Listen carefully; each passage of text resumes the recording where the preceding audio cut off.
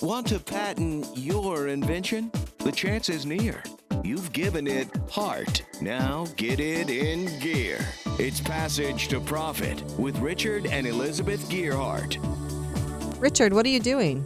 I'm meditating on the radio. I'm actually working on some anger issues right now. Well, that's a good thing. So I think we have a meditation expert here. In fact, I know we do. I meditated just at the right time. So we have Ariel Garten here, and she's a neuroscientist, and she has made a device that helps people meditate better because if you're like me, you start meditating and your mind wanders and you try to pull it back, and that happens about 1 million times in 2 seconds, right? So welcome, Ariel. Thank you. It's a pleasure to be here. Thanks for coming. So does a regular practice of meditation help your concentration? Absolutely. The most basic form of meditation is focused attention meditation. And what you're doing in a focused attention meditation is you focus your attention on your breath, your mind wanders, you notice it wanders, and you return it to your breath. And what you're doing in the process is 2 things. You are strengthening your attention, so you're keeping your attention on the same spot. You're learning to notice your distractions and let them go so you can come back to them.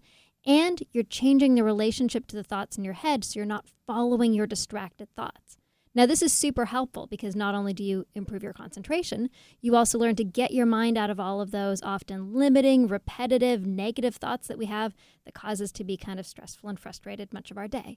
So when you learn the practice of meditation, you learn to change the relationship to your thoughts, which is a whole lot of great things for your mind and your life. There are a couple things we're going to talk about today, but this first section of your interview, we wanted to talk about why entrepreneurs need this and what you actually invented, what your invention is. Entrepreneurs, actually anybody, can really benefit from meditation because as an entrepreneur, we go through incredibly stressful times. You go through highs, you go through lows. You are responsible for everything, and that's an extraordinary amount of pressure. And it's your responsibility to keep your cool all the time. Meditation is a great technique that teaches you to manage what goes on in your mind. It can teach you to let go of those negative voices that say unhelpful things like, oh, that'll never turn out, you'll never do it, you're not good enough. You know, that mom in your head that just won't leave you alone? I have one of those, yep. And a dad, too. And sometimes they fight. Yeah, so fights in your head, not so helpful. It really takes you away from keeping your eye on the prize. It takes you away from the ability to actually be in the present moment or focus on what you want to focus on. All of that sounds great. I'm a believer in meditation, sort of. I tried meditating for a year, and I was pretty religious. I did it 20 minutes a day, sometimes twice a day for 20 minutes. I focused more on sort of a mantra rather than my breathing. But after a year, I gave it up because I didn't really feel like I got any benefit. So I'm here begging and pleading, what did I do wrong? Because I hear so many great things about meditation. I spent years reading books about it. For whatever reason, it didn't work on me. This is actually why we made Muse.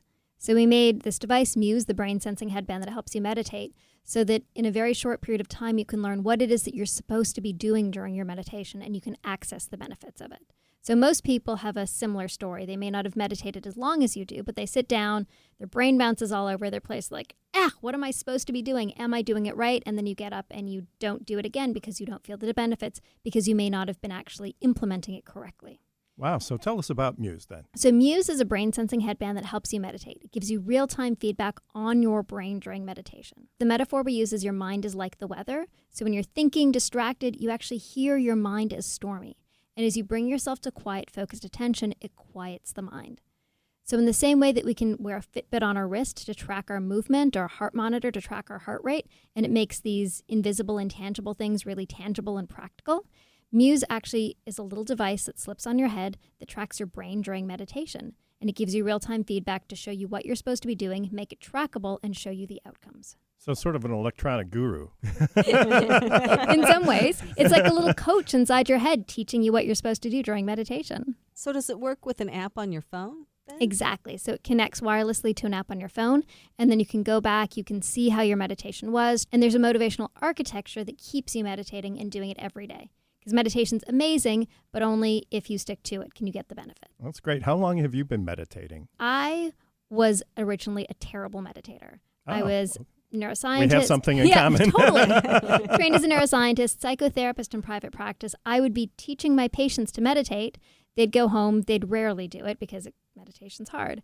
I was a terrible meditator because my brain was all over the place. And it was only through the process of building Muse with my team did I finally actually get meditation, was able to sit down and be like, oh, this is what I'm supposed to be doing. And then all of those books, all the wisdom, all of it finally made sense.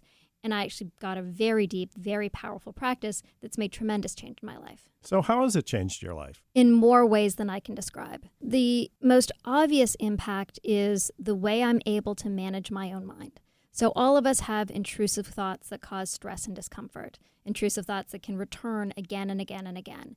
And through meditation, what you learn to do is simply let go of those thoughts, which sounds very hard to do if you don't know what the practice is. But you learn this practice of letting go of your thoughts. So they just disappear? Is that what happens? You don't think them again? You don't attach to them. They often return, which is totally okay. And again, you just let it go and you don't attach to it. So first you learn to manage the thoughts in your head. Then you learn to manage the emotions in our body. So most of us feel an emotion and then we're like, okay, well, here we're on the emotional roller coaster. Let's get super happy and super sad and super disappointed, et cetera, et cetera. With meditation, what you learn to do is observe your emotions as sensations. And rather than creating a story about it, oh my God, I'm so sad, this is awful, this will never end, life is terrible, etc., you're able to just say, hey, I feel some tightness in my throat, feel some discomfort in my chest. This is sadness. You feel it for a moment, the sensation rises, it falls, it passes. You can move on with your day and your life. We don't end up making stories and narratives about the stuff going on. And so life becomes so much easier. I did actually order one of your units. I haven't had a chance to try it yet. Can I borrow it? I don't know. We'll see.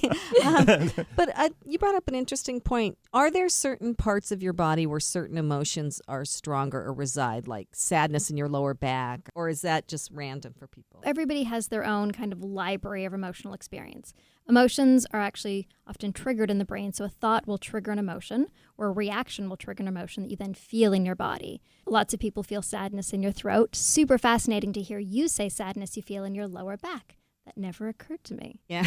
It's your own body's library of emotion, but you know what that means. You know when you feel that sensation in your lower back, that is to you sadness. We all have our own libraries. Wow, that's amazing. So I get that part of the purpose is to be able to let go of negative thoughts or destructive thoughts. Does this work when you have like a really, really tough time in your life as opposed to just like a minor annoyance? Have you ever had a personal experience that was very, very difficult, very challenging, and you found the meditation kept you in a good state? 100%.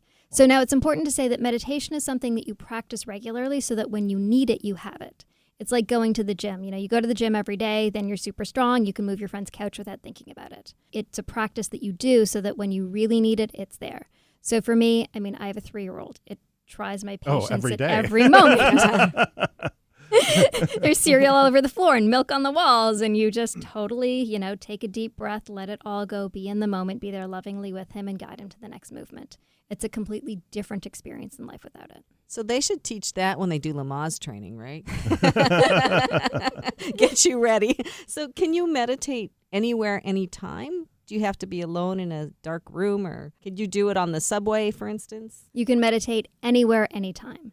So most people like to begin their training, alone, seated in a comfortable place so that you can just get the practice yourself. And then once you have the skill, you can literally meditate anywhere. And with Muse, people muse on the subway, on airplanes, and offices. We come in and companies, teams muse together, for example. And so meditation can also be a fantastic thing to do as a group to create culture within your team. Well, I like the idea of using it on the plane because kind of you're trapped there. So you can read for a while, you can watch a movie, but if you go like to the West Coast, it's 5 or 6 hours. What are you going to do the whole time? So I think the next flight I take, I'm taking that with me. Awesome. There you go. And if you get a crazy person on the plane who starts flipping out, you can just stick the headphones right on top of them and say, here, meditate.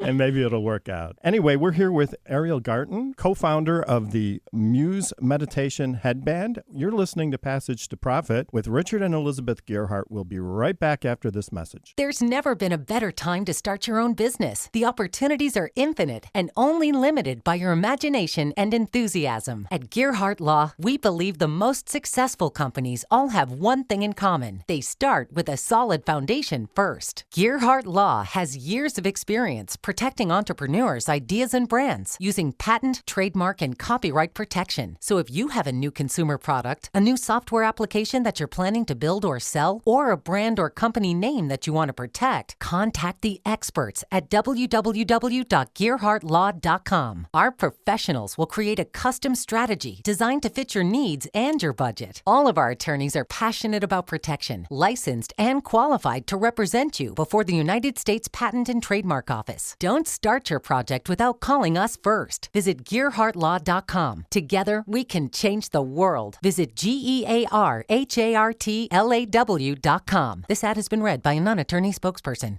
Now back to Passage to Profit. Once again, Richard and Elizabeth Gearhart. And our special guest, Ariel Garten. And Ariel is a neuroscientist who has developed a meditation device that can take you to a whole new level. And if you missed the first part of her presentation or her interview, you can hear it on the podcast tomorrow. And if you did hear it and you want one, because I bought one, I'll tell you what it's like on a future show, because I'm hoping it'll work for me. I think it will. Her website is choosemuse.com. So that's choose, like make a choice, muse, MUSE.com. Ariel, we were going to talk now about how you funded this project. I was very lucky to be able to actually raise venture capital for this business.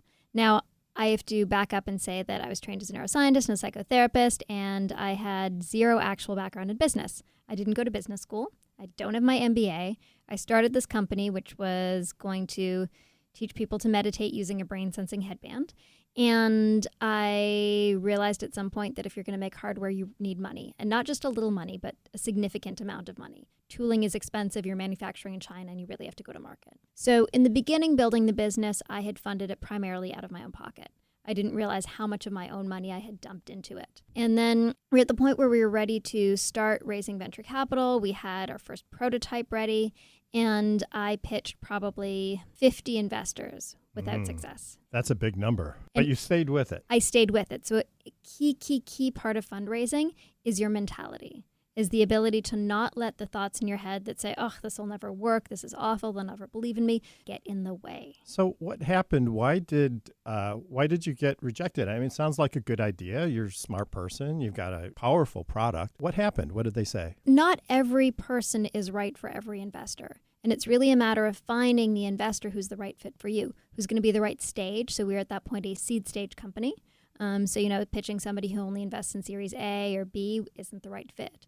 Somebody needs to personally believe in the product. For us, it really helped if you had an investor that was really into meditation. And you really needed to be able to create not just an amazing product, but really a business that was going to be significantly profitable for investors, not just for yourself.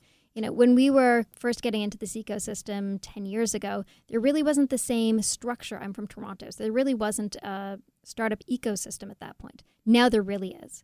There are a tremendous number of incubators and accelerators who can take anybody in, teach you in a very short period of time how to make your business investable, teach you how to get traction, teach you how to go to market. So my best advice at this point is find an accelerator or an incubator, and they will set you up for raising money. Also, not every business is one that's appropriate for venture capital. So you really have to ask yourself, what is the kind of business that you're building? Are you building a business that's going to generate profit for yourself, and that's great and that's amazing? Or are you building something that's much riskier and significantly bigger that may be more attractive to investors? What do they want back? Do they want 10 times their investment? Do they want a piece of your company? What are they really looking for? So again, it depends on the investor. In a venture investment, they're looking for typically a startup who they think is going to be able to 10x their money. They know not every startup will. And one of our first investors had an early call with us. He said, look, of the companies we invest in, we know a third of them will just fail. A third of them will do okay, and a third of them will do phenomenally well. And then 1/3 of that third will do extraordinary. And you guys are the third of the third. Wow. That's very encouraging. Now, he probably, to be fair, said that to absolutely every company he talked to. But to you just went push them. You put on your headphones and you meditated on that. And said, we're going to be the third of the third. So you're selling this in Best Buy? In Canada, it's in Best Buy in physical retail, in U.S. in Best Buy online. And it's on Amazon, right? On Amazon worldwide. Ariel, you have to tell us now about your very famous investor. When Elizabeth told me about this, I nearly fell off my chair. So I have a ton of investment stories, but probably the one that you're aiming at is the day that Ashton Kutcher invested in my company. Wow. Ashton Kutcher? Did you meet him then? Many times, and he is Wow. amazing. He's You literally... know? That's that separation, the 3 degrees of separation You are thing. now 1 degree from Ashton. 2 degrees. He's incredibly intelligent. We've had lots of interaction with one another, and he has so much insight for the business, the ability to really see the product, see what consumers need, see how to make the relationships. It's tremendous. That's awesome. How you got to him was interesting, too. So could you go through that process again? Because you didn't just walk up to him and say, hi, here I am. If I could have, I would have. Yeah, I know. So it took a few steps. So I was at South by Southwest, and I was talking to a fellow entrepreneur, somebody who was in the same portfolio as my investor. And he was from LA, and I said, hey, do you know anyone in LA? Because I think I'd like to look for investment there. And we were walking down the street, and it just so happened at that moment that the woman who manages investment for Troy Carter, who was Lady Gaga's manager at the time, was at the corner. And he said, well, here, introduce you to Katerina. How are you? There you go. You girls, you go talk. And so I went and I visited her in LA, and while I was chatting with her, I said, hey, and gave Troy Carter a muse, and he loved it. And I said, hey, do you know anybody else in LA? So she introduced me to Abe Burns, who at the time was part of Ashton Kutcher's investment team. Went to his office in LA, sat on his desk, pitched to him. He was in, but of course he needed to get everybody else on board. So it's Ashton Kutcher and Guy Oseary, and at the time Ron Burkle in that first fund.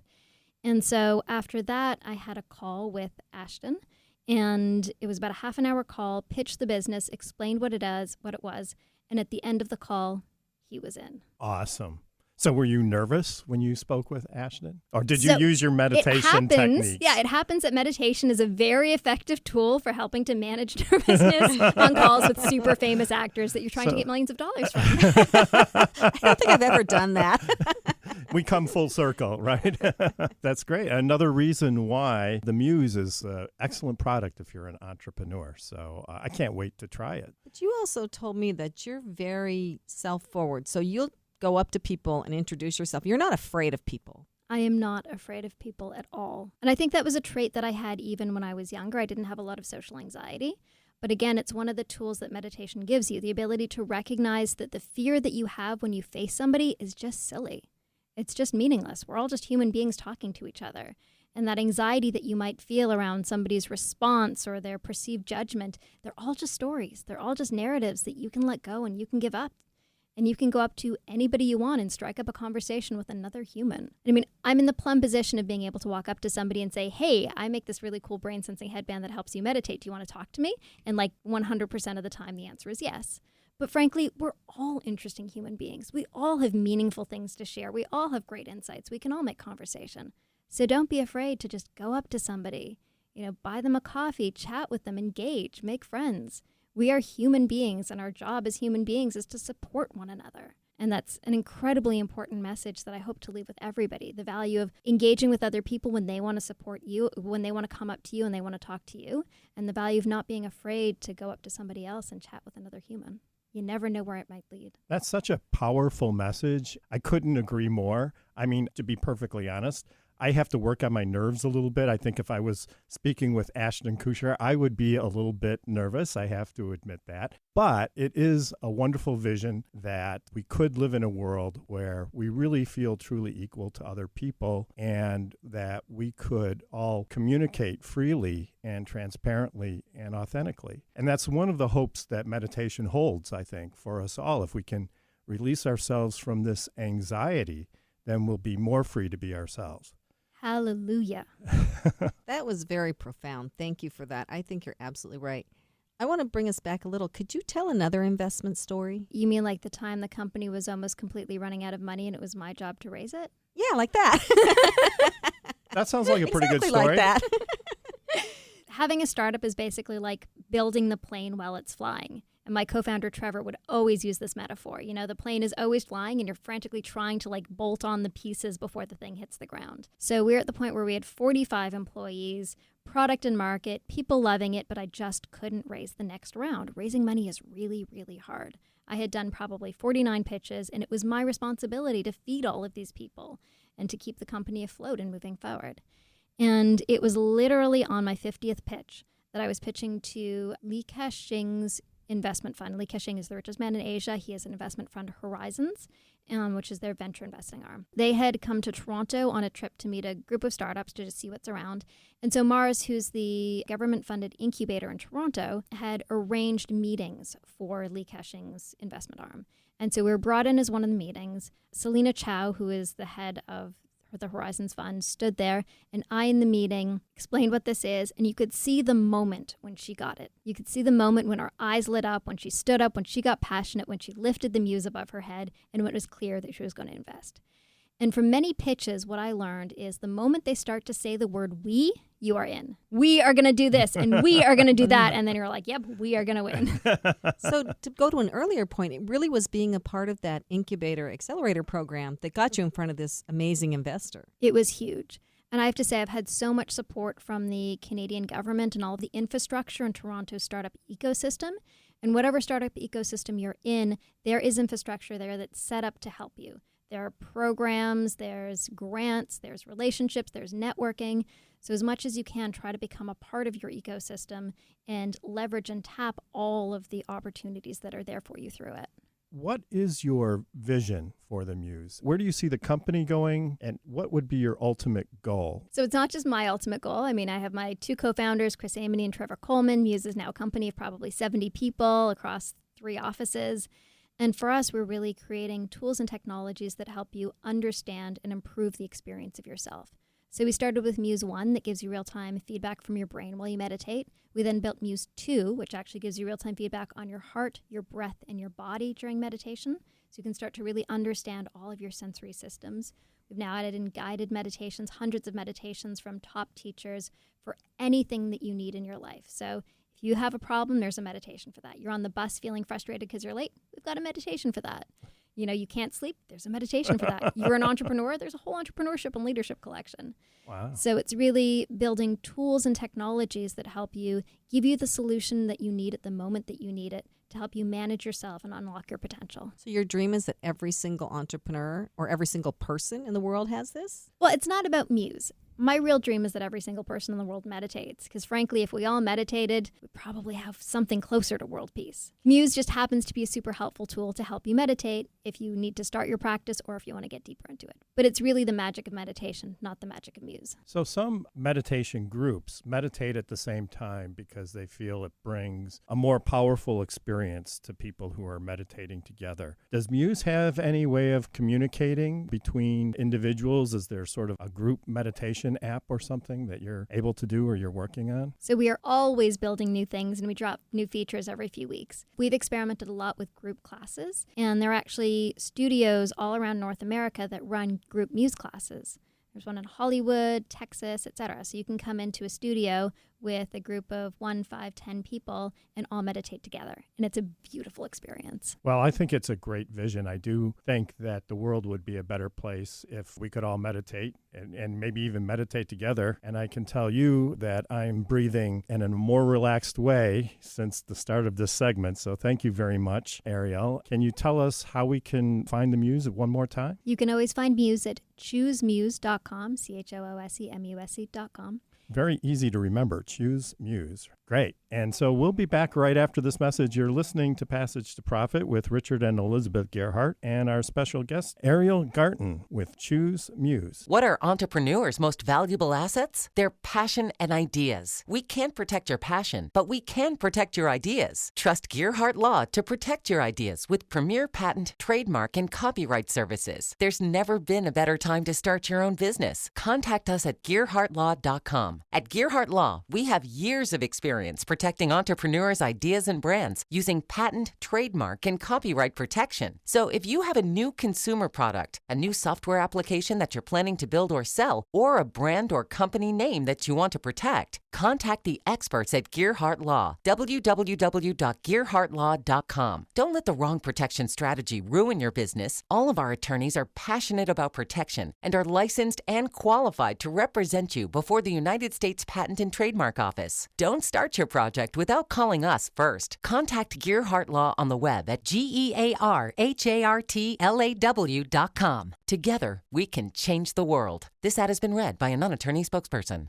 Passage to Profit continues with Richard and Elizabeth Gearhart. And our special guest, Ariel Garten. Now it's time for the pitch part of the show. But before we start, some vital info. We have 2 pitches today, both wonderful pitches. If you like one better than the other, then please go to our website, find the Passage to Profit page, and vote for the pitch that you like best. And you need to scroll down to find the poll to vote. That's Gearhart Law, GEARHARTLAW. Everyone gets one vote, and the voting is open for 4.5 days until Friday morning at 10 a.m.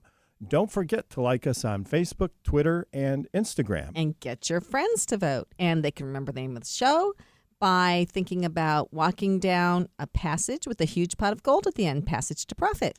And may your passage be short and your profit be huge. Now on to the pitch portion of the show. Each contestant gets 2 minutes to pitch, followed by a discussion with Elizabeth and I and our guest. The best overall vote getter gets a professionally produced video of their pitch, a $500 value. And it goes on to our YouTube channel. So let's get started. Our first pitch is by Nando Rodriguez with Nandoism. Welcome. Hi, I am Nando Rodriguez. I am a breakthrough coach, and I work with celebrities, influencers, and creative entrepreneurs and help them transform their lives by smashing limited beliefs. So imagine going through life thinking that you're part of a group that your dreams or what you're out to create in life just isn't possible because of you're not smart enough, you're not good enough, you don't have the background for it. And another group, they go for their dreams, they accomplish what they're out there to do, and I help people from the first category and really just smash their limited beliefs into creating the life that they actually deserve. So I'll give you an example. I actually had somebody reach out to me yesterday who was like, I want to be this famous YouTuber, but I just don't have what it takes to get in front of the camera and, just go for it.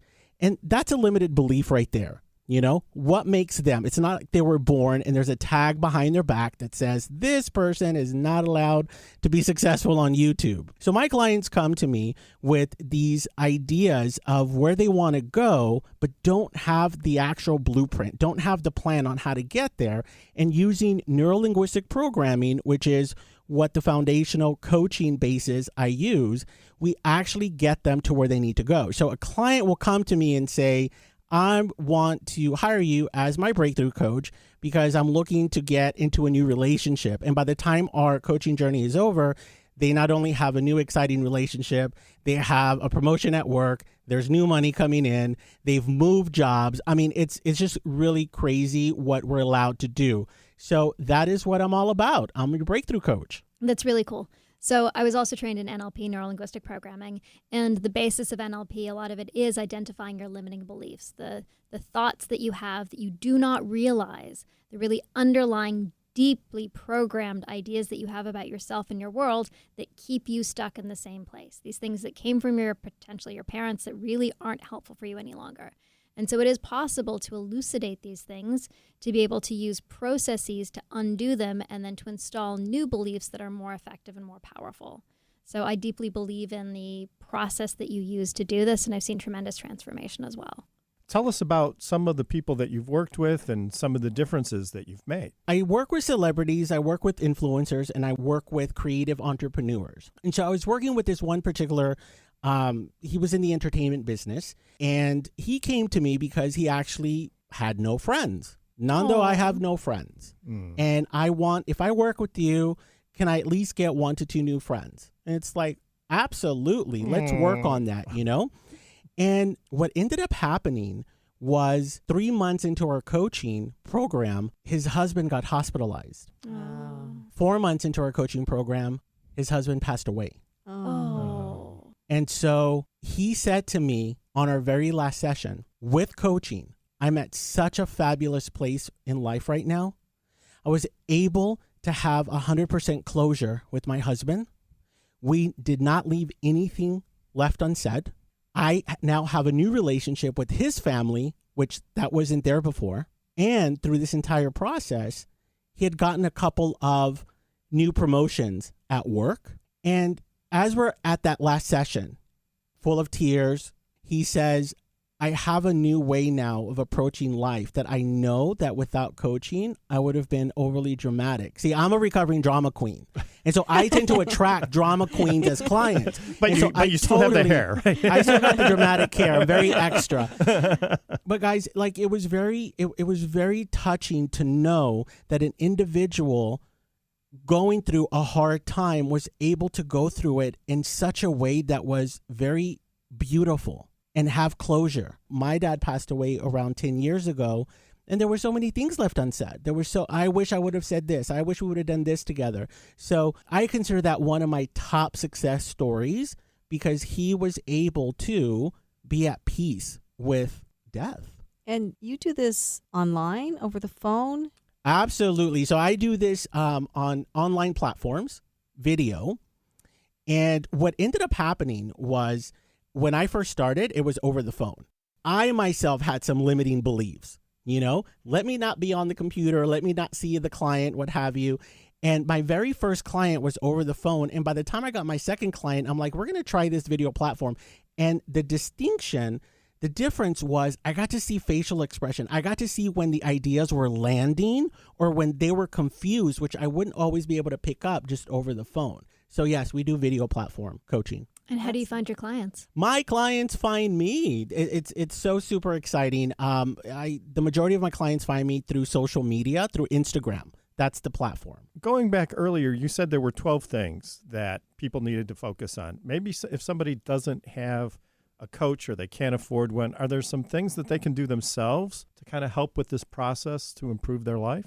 Well, one of them is absolute meditation, right? I thought so. Yes. Yeah. So here's the deal, right? And if you go to nandowism.com, I have an archive of so much content there, whether it's videos, whether it's podcasts that help people on this journey, because I discovered that I'm here on the planet to help others. So whether you can't hire me as a coach, I'm putting content out there to help you achieve greatness regardless. So the 12 lessons, the 12 distinctions, they are absolute life changers for me, right? I became a super achiever from them. And I just totally assert that anyone having these 12 distinctions will create breakthroughs and continue to have breakthroughs in their life. And the difference is I give you that blueprint. I give you like an arsenal. So when we're no longer coaching, there's not a dependency on me.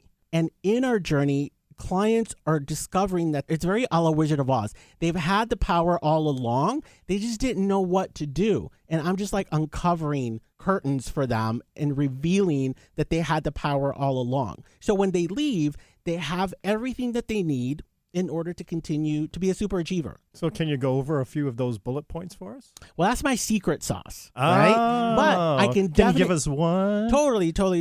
So here's one of the things, right? And I think it goes with what Ariel was saying earlier. For example, Ariel, you're so calm. You're so cool and collected, right? I was sitting over here listening to your interview, and it's just like meditation itself, right?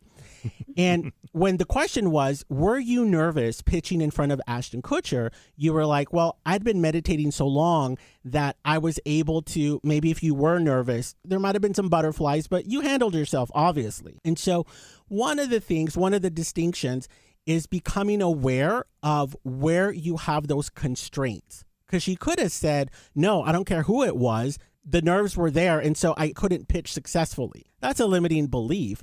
And so discovering immediately where it is that you want to have that transformation and us uncovering what's that story around it, right? Because we're amazing storytellers. There's a story around XYZ. There's a story around why I can't lose weight. There's a story around why I have failed relationships. All my exes, da-da-da-da-da-da-da. There's stories there. So uncovering, let's remove the story from reality, and that right there alone will actually start to have you create awareness in your life and start seeing those limiting beliefs. Well, I'm going to have to talk to you because I have like 1.5 million stories. Girlfriend, let's jump on a call. Let's get to it. So one more bullet point. I'm going to say, and you mentioned this as well, Ariel, what you're attached to. A lot of us are so attached to certain things looking a certain way in your life. For example, I was attached to always being the right one in my relationship. What? Imagine that. Imagine being married to someone or being in a relationship with someone where you had to be right. I'm not guilty of that. You know? None of us ever. No comment. And this is what it looks like. It looked like this. For us, it was grocery shopping. We would go grocery shopping and I'd turn and I'd say, hey, do we need mustard? And he'd be like, yeah, we need mustard. Right? And so we would buy the mustard. We'd come home and there'd be mustard in the fridge. I'd get so upset. Like, this story hits too close to home for me, but please continue. Why are we spending money on mustard and you didn't even realize? Like, study the refrigerator before we went? Exactly, right? It was just a horror story going grocery shopping with me. And eventually one day, as we were having an argument back home, because I had tricked him, I went in the refrigerator and looked to see what we had. And the response is, well, why didn't you look in the refrigerator? And so I saw that we had ketchup. So we were at the grocery store and I'm like, hey, do we need ketchup? Just waiting for him. Step into the trap. So he was just like, yeah, we need ketchup. He always said yes to everything. And I pick up that ketchup and I'm so angry. And we're with the shopping cart and we're getting to the cashier and I'm like fuming and I'm turning red. We finally get home. I open the fridge and I point him to the fridge, take out the ketchup. And I was like, look at this. Because of you, we're wasting money. Too much ketchup. Yeah, it was. And in his eyes, I saw this look of, who are you? Who are you? Who is this person that's supposed to love me, who's supposed to have my back? And I saw that reflection in his eyes. And at that very moment, I discovered that I was more attached to being right than committed to our marriage and being happy. And so when I pulled back to see the bigger picture, I started to notice where else I was attached. My career had to look this way. I had to earn a certain amount of money. My hair has to look a certain. Attach. And when you discover this thing called attachment versus commitment, all these things loosen up in your life. And those constraints, they start to disappear. Those chains. And you enter back into your life no longer attached to freaking ketchup. Wow. This is really deep stuff, both you and Ariel so far. Our brains are amazing things. They can be a wonderland of misery or amusement. Do you think any of it's biochemical, you guys? It's all biochemical. So the funny thing is your thoughts create biochemical reactions, which then trigger stuff in your body in this cyclical experience. So when you change your thoughts, you literally change your biochemistry, or if you change your biochemistry, you also change your thoughts. And it can work equally well both ways, which is why techniques that help you change your thoughts are so extraordinarily powerful. They're making real biochemical changes in your body. Wow. So we got to have you guys back on. I mean, this is amazing conversation. Ariel has to catch a plane back to Toronto, too, so we have to let her go. So thank you, listeners. If you missed this, the podcast comes out tomorrow. You really have to go listen to that because this has been amazing so far. And we still have another pitch coming up, which is going to be amazing as well. Nando, how can people find you again? I am at Nandoism everywhere. Instagram, Nandoism, YouTube, Nandoism, and my website is nandoism.com. No ego there, right, folks? Nandoism.com holds all the information. Passage to Profit with Richard and Elizabeth Gearhart and our special guest, Ariel Garten. We'll be right back. Hi, I'm Lisa Askley's the Inventress, founder, CEO, and president of Inventing A to Z. I've been inventing products for over 38 years. Hundreds of products later and dozens of patents. I help people develop products and put them on the market from concept to fruition. I bring them to some of the top shopping networks in the world.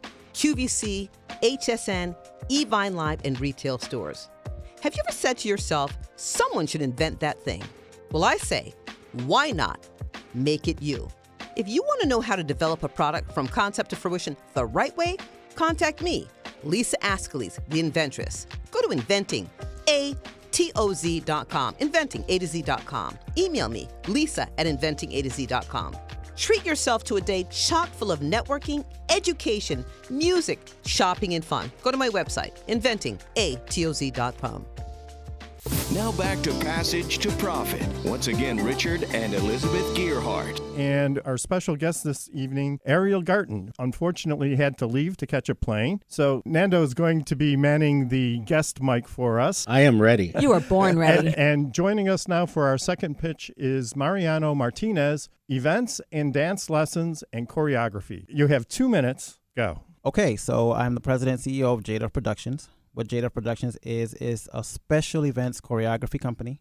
We mainly deal with quinceañeras, sweet 16s, and weddings. For those of you who do not know what a quinceañera and a sweet 16 is, I call it a wedding without the I do. So mainly in Latin communities, it's really, really big. It's a rites of passage for 15-year-old and 16-year-old females. There are also guys in the mix as well, doing like a 15 and 16 for the guys as well.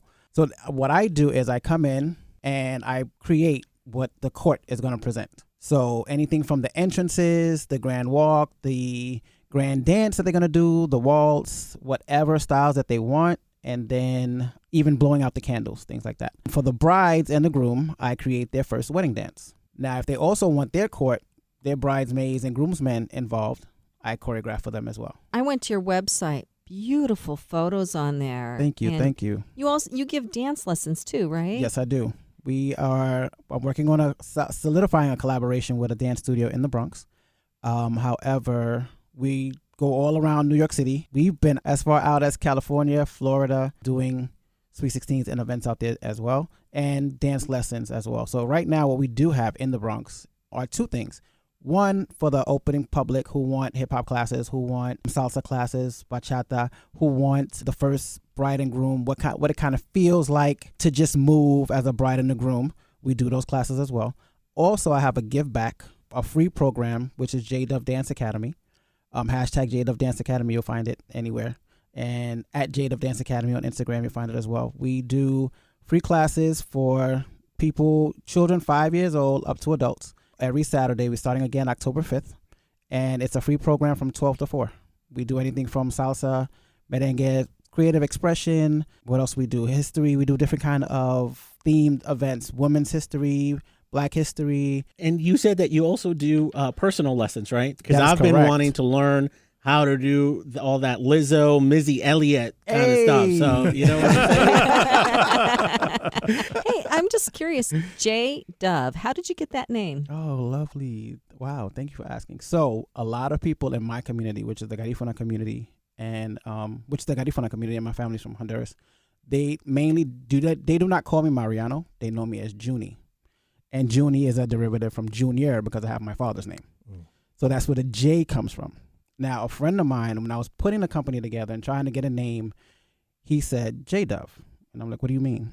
He says, JDove. And I was like, why? And so he says, your nature is peaceful and serene, and you're like a messenger of peace, which is a dove. So JDove Productions. That's beautiful. And you have T-shirts with the dove on them. Yes. Yes, I got that it as a fits gift, and I'm perfectly. wearing it right now over my suit and tie. You look great in it, by the way. Yeah, you look fabulous. What a great name.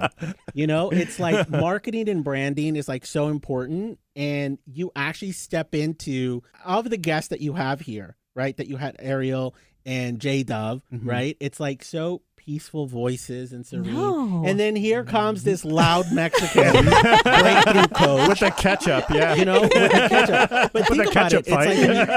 like we all step into, think about it. We all personify what we do. I'm a breakthrough coach. So like I break through sound barriers, walls, whatever. JDove, you know, peaceful messenger of, you know, peace and all. And then Ariel, right? Meditation. Very calm, very meditation-like Yes. when you're listening to her talk. It's no accident. Right, These are no accidents. And I'm really wondering if like Richard and Elizabeth put us together like this on purpose, because we just fall in line, just who you are and what you do and what I do. And everything comes from the mind, and everything comes from knowing how to control who you are and what it is that you bring to the world, and, you know, stepping forward with that. So breakthrough, boom. What is it that might be my barrier that I need to break through?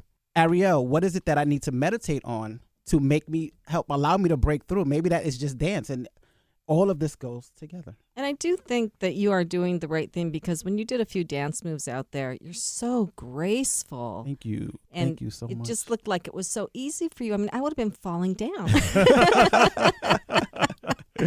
Yeah, Thank you. So did you obviously became a choreographer after you learned how to dance. And so what did you do to make that transition? What am I still doing?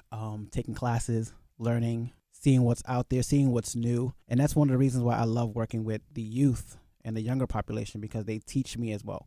So I'm a teacher and I'm a choreographer, but I'm also a student. I'm a student of everything too still. Yes. I mean, you have to be, right? Yes, absolutely. I feel like if you don't keep moving, then you're dying, and physically and mentally, right? Correct. And there's studies, there's science that shows that as you learn new things, not just learn them, but practice them. So, dancing, as you learn new things and practice them, you're actually expanding the neurons and all the brain activity happening in your mind. You're expanding it, and it adds years to your life. I start off wherever they are. We start off with a warm-up. And in my warm-up, I do different moves with the warm-up just to see where they are. Can they accomplish something that might be on a level 1? Okay, great. If you can, let's see if I can push them to a level 3. They can do a level 3. Let's push them to a level 5. Things like that. But I always start where they are and encourage them. Again, everything starts with, I have when I do the Sweet 16s and the Quinceañera, I have a contract with the youth of that Sweet 16 and that Quinceañera that says everything starts with me. They look at that. Everything starts with me. Don't say the word can't. But at 16, aren't most kids almost natural dancers at that point? I guess there's But I think it's a little easier to learn, right? It's for some. There are a lot of them who aren't, and right now we have, kind of different levels. And let's say, for example, in one Sweet 16, you would have, let's say there's a court of 16, 8 girls, 8 guys. And in that court, maybe you have about 5 or 6 that are actually dancers and the rest are not. Or you would have all 16 that are not dancers because they're just la prima y el primo, the cousins of the birthday girl who are going to be in this event.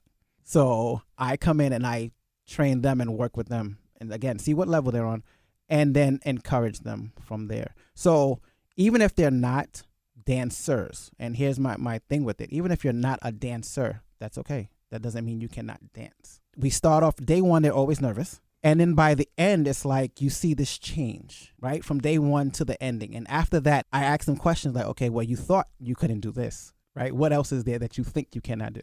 Go after that.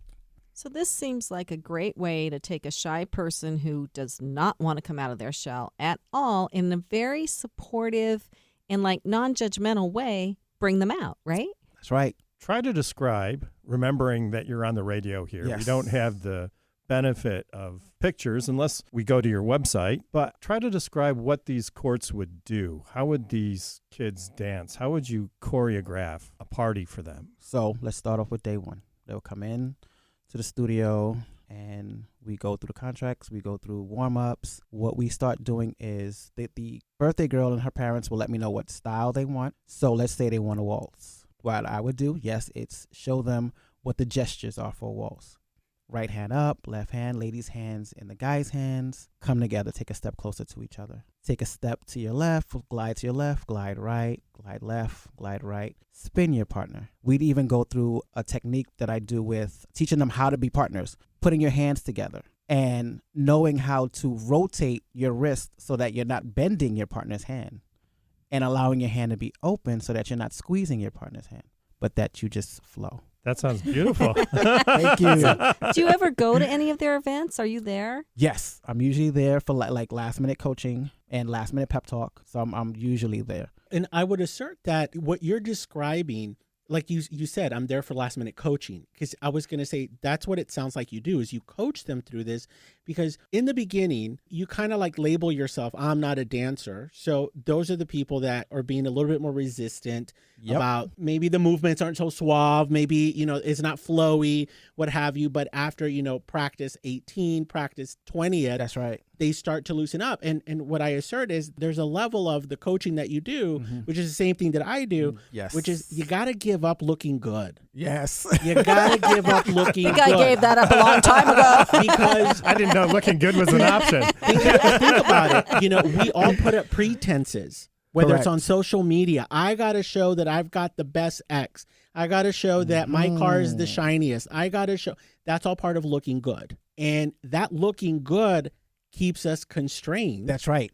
And once you actually, your folks have no choice. They're going to be in this dance. So they show up, da-da-da-da-da. So by the 20th time that they're practicing, their armor Starts to come off. off. Exactly. And even their armor starts to come off. And again, meet them where they are. And if you move this way, let's find out what your rhythm is. Let's find out how we can best help you look good. So it's a little bit of dance, a little bit of psychology, a little bit of mindset. And a lot of fun. It is rolled into one. You got to increase your prices. I'll tell you that. I don't know what you're charging, but now you've got the full scope of what you actually do. Right, Thank and you, we're thank expecting you. dance lessons as soon as we're done here, All right? right, I'm ready. Let's go.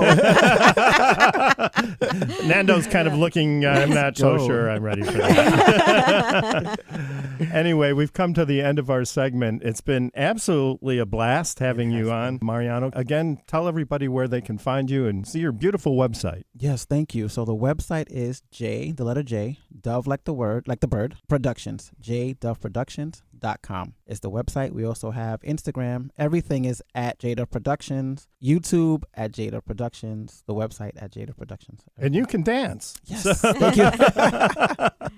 And you're also listening to Passage to Profit with Richard and Elizabeth Gerhardt. We'll be right back after this message. There's never been a better time to start your own business. The opportunities are infinite and only limited by your imagination and enthusiasm. At Gerhardt Law, we believe the most successful companies all have one thing in common. They start with a solid foundation first. Gerhardt Law has years of experience protecting entrepreneurs' ideas and brands using patent, trademark, and copyright protection. So if you have a new consumer product, a new software application that you're planning to build or sell, or a brand or company name that you want to protect, contact the experts at www.gerhardtlaw.com. Our professionals will create a custom strategy designed to fit your needs and your budget. All of our attorneys are passionate about protection, licensed and qualified to represent you before the United States Patent and Trademark Office. Don't start your project without calling us first. Visit GerhardtLaw.com. Together, we can change the world. Visit GerhardtLaw.com. This ad has been read by a non-attorney spokesperson.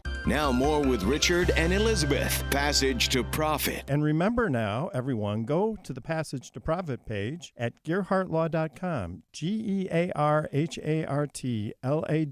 and vote for your favorite project. So our first pitch was by Nando Rodriguez. His website is nandoism.com, nandoism.com. And he is a breakthrough life coach. Really interesting program he has there. If you're stuck, or even if you're not stuck, you just want to be better, go to his website. You can do it over the phone or through video. And our second pitch was Mariano Martinez, and his website is jdoveproductions.com, JDOVE productions.com, and he choreographs and helps people get ready for major life events like weddings and sweet 16s.